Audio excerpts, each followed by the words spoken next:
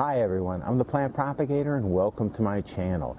Today I want to share with you how I propagate blue porterweed. So the blue porterweed that I use is right here, and in South Florida, Southwest Florida, this is a native plant. I don't normally work with propagation of a plant like this, but I work in some of the local parks, and so in this case I'm wearing my Florida native plant hat, and this is a native plant, and because it's a native, it tends to do really well in these local conditions.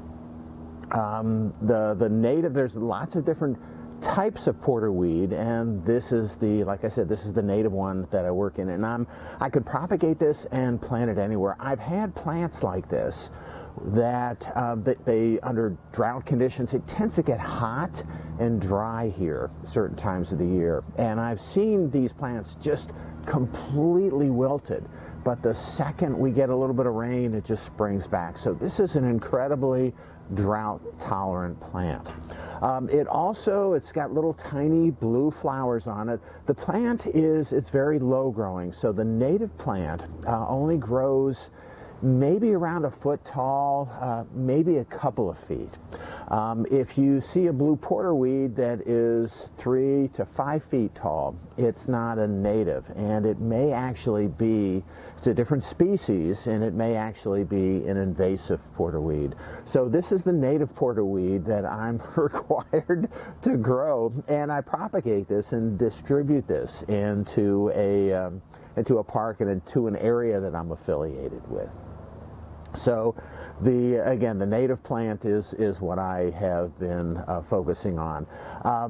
This is a good pollinator attractor. I've seen butterflies come on this plant, a lot of different types of butterflies come on this plant, and it really is nice, and it's incredibly simple to propagate.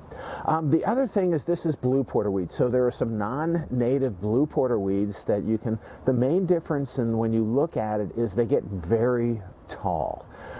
Again, this one, you can't tell, it's in a pot, as you can see here, but if you look at how low this is to the ground, this here might be right here. If this were ground level, this may be 10 inches off the ground. So it really is a low-growing plant.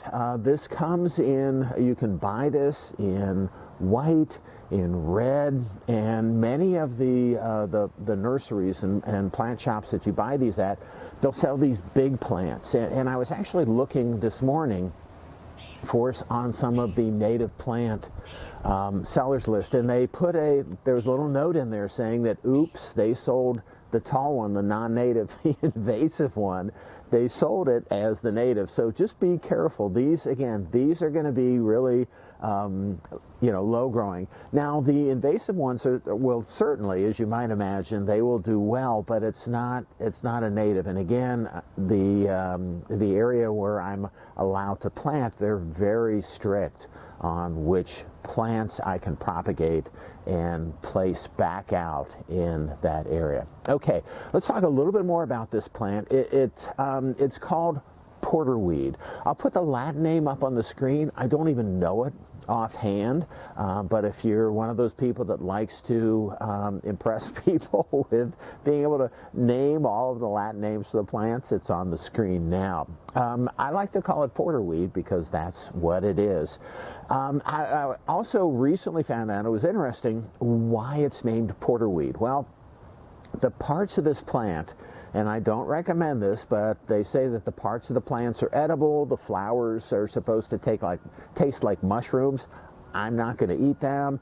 The flower stalks can be used, and some other things can be done with that and consumed. But the leaves can be brewed to make a tea, and the tea, it's my understanding that the tea, when it's brewed, it has kind of a dark foamy appearance, and it looks like porter, the beer, a porter beer. So that's why this is called, interesting, that's why this is called porterweed, is because the tea that's brewed from the leaves looks like porter beer. All right, let's get back to this and propagation of this plant. It can be propagated from seed, and you see the plants of this coming up, you know, in the native plant areas, and they're nice and they do well, and that's one way to establish and propagate these plants. But I like to use cuttings of this plant, and you know, it grows very nicely, and because of all of the, you know, the lateral growth, it grows very nicely, and cuttings of this plant can be easily taken and propagated. And this is one of the most simple to propagate plants. It says porterweed, so it's a weed, and it's very simple to grow. So you can take cuttings, and that's what I want to show you today. When we take cuttings, what we'll do is we take cuttings from this plant. I'll show you exactly how to do this. And we dip the cuttings first in water here, and then in rooting powder. It may or may not be necessary to use the rooting powder. I always like to use it because the efficiency of this process is really high. Essentially, every cutting that you take, if you follow the conditions that I'll share with you, every cutting will root. The rooting powder contains a growth regulator. It's not a hormone. Hormones are produced naturally by the plant, and this is a synthetic hormone in the class of auxins. So this is isobutyric acid, which is IBA. Very low concentration, 0.1% of this powder is IBA. And what this auxin, what this isobutyric acid does is it stimulates root induction. You got to be a little concerned because it actually, this growth regulator will inhibit root elongation and growth, but the main thing is it's around there for a long enough time so that will initiate or induce root induction. So after you get the root initials formed, enough of it gets washed away so that those roots can then elongate. And this is garden safe take root. And I contacted these people in the old days.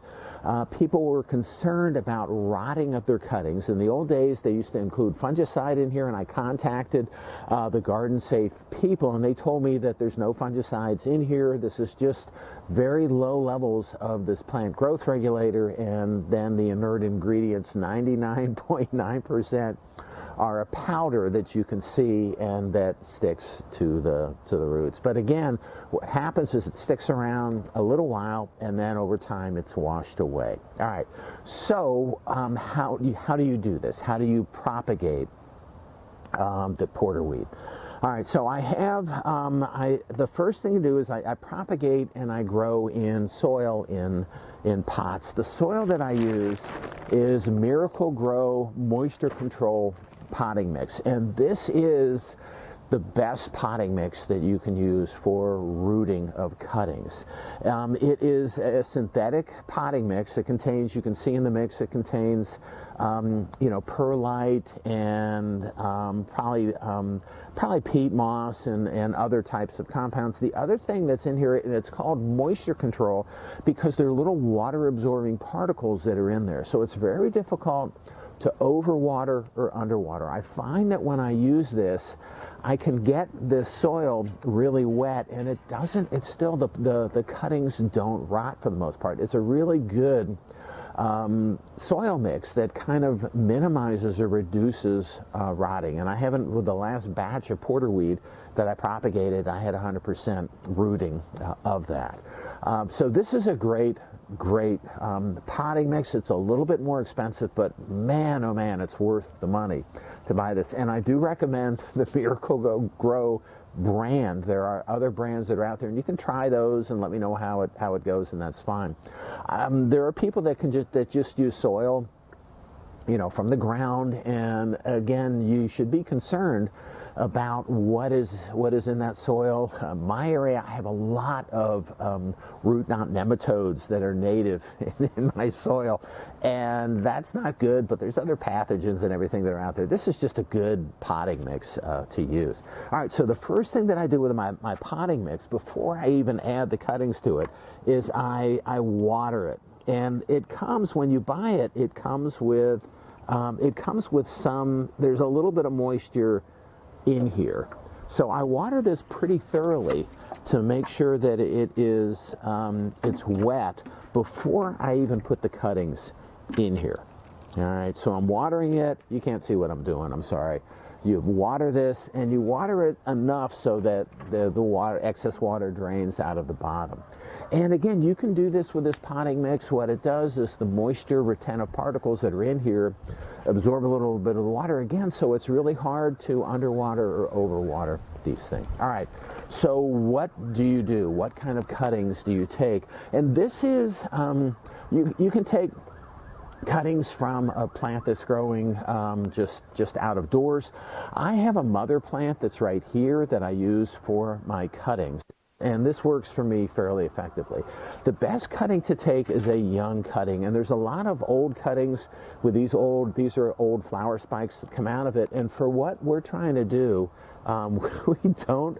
we don't want the flower spikes, so you can remove them. But what I like to do is take cuttings that are pretty immature. So right here, here's an axillary bud that's growing out, so I can take a cutting of this. And if you take cuttings from a plant that's out somewhere, and it's going to be a while until you can actually put them in the soil, then you can store them in the meantime in water like this. So I'm going to take a few cuttings from this plant. I'll take some, just because there aren't that many young cuttings on this plant, I'll take some old ones and some young ones, and we'll go from there. I only want to show you, just because I don't have a huge amount of time, I only want to show you how to do this maybe, maybe about four times. All right, so we'll try a few different cuttings here. And this is a pretty large one,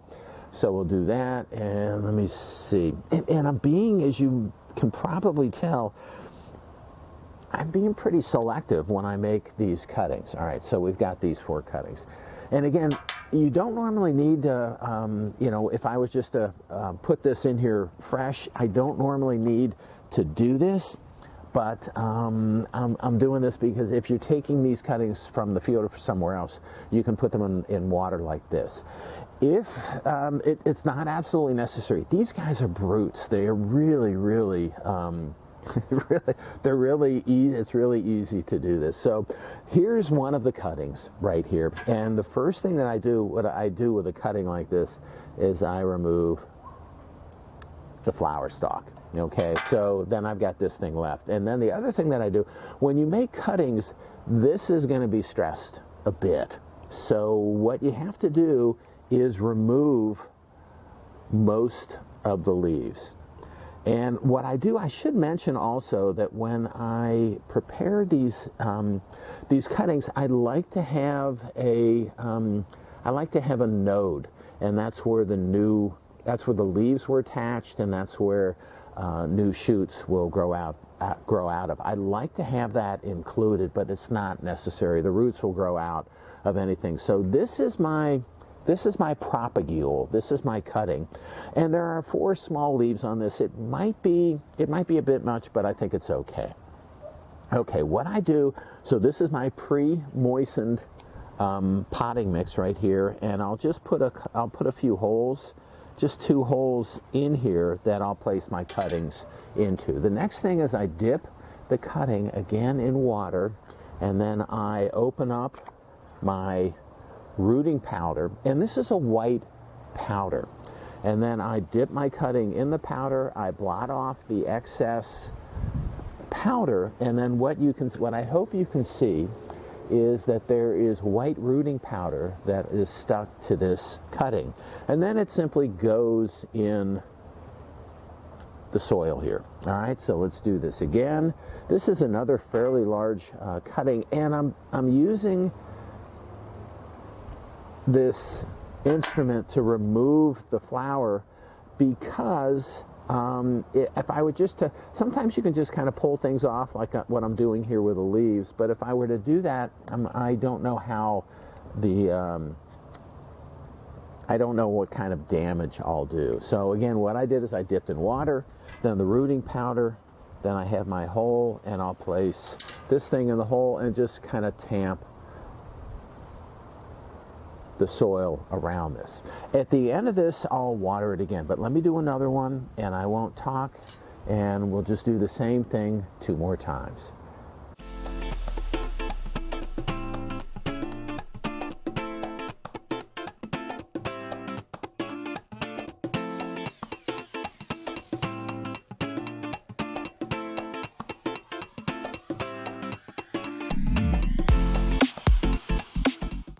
Okay, so that's how, there's nothing really to it. And then what I'll do is I like to make sure I tamped the soil around the cutting, but I like to make sure that the soil is really around the cutting nicely. So then I just will, I'll water it a little bit. And I think when you water it just a little bit more, water's coming out of the bottom of the pot, but when you water it a little bit more, what happens is, any kind of air pockets that are around the cutting, you want good contact of the moist soil with the cutting, with the stem of the cutting, so that you get good root formation.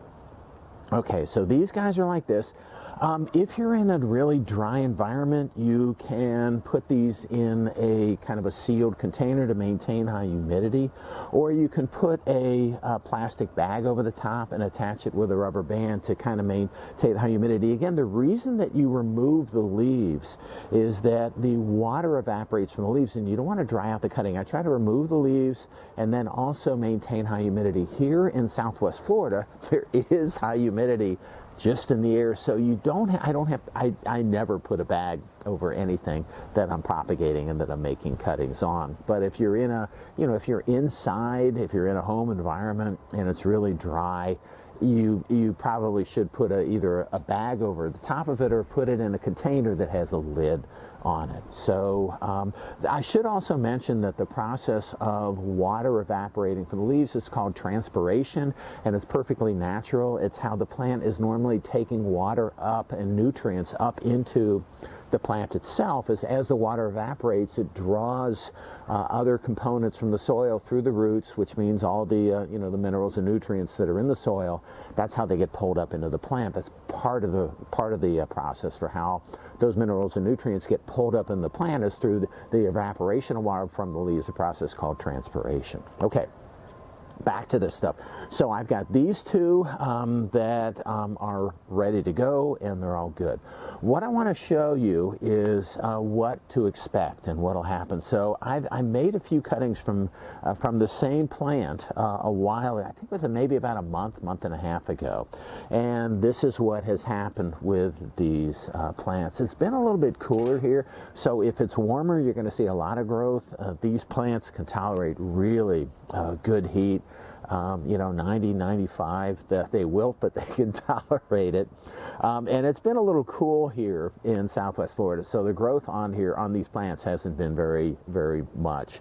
But you can see, I hope you can see, there's been really good growth on these plants. But what I want to do is, because they started out as cuttings, as you see here, and what I want to do is show you the root system on these plants. So if I take a look and I pull these things out, what you can see, I hope, is a pretty extensive root system that's forming. This is ready to be planted out. They could probably, that one could probably stand to go a little bit, and same thing with this one. So this has got a pretty nice root system, as shown right here. It's all at the bottom of the pot. You can wait really for the roots. There's only a few on the side, and these could stand to be left in here a little longer. They can get pretty big in this small pot.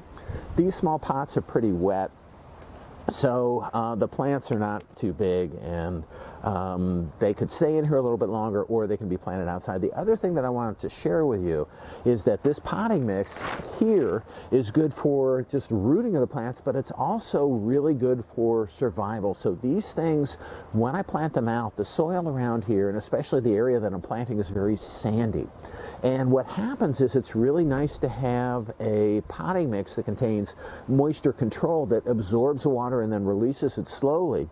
It's nice to have that around these cuttings and around these newly established plants, because I'll put this in the sandy soil, which in certain cases can be really dry, and it helps the plant establish, you know, the roots will grow out into the soil, but there's a core area that was associated with these plantlets that is going to be, once it rains, it'll retain the moisture, whereas in the sandy soil, the water just kind of drains.